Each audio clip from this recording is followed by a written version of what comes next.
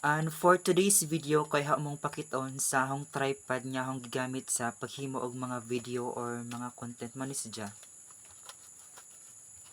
Mo ni ganing hong tripod nga akong gigamit sa paghimo og mga video or mga content.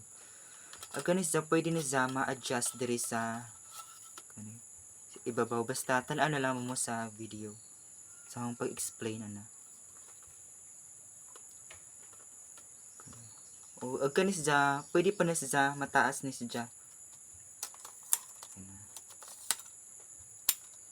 Kaniha na siyang gi-order sa Shopee. Mga 200, basta 200 naman siguro sa mga something inana.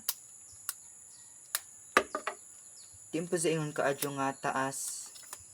Pero pwede na po siya ka paghimo og pwede na siya magamit sa kanang maghimo ka og mga video or mga content kanang for me kanang essential jud nga kung maghimo ka og mga video or mga content kinahanglan jud nga naa kay tripod para diretso na baka ka mag-video ka nang di nakakinahanglan nga magkuan pa kag tao. So mo nang kung naghimo ka og mga video or mga content kinahanglan jud nga na kay mga inani kaning mga tripod. Inanaon ni mo sadya kung imo na ko anon.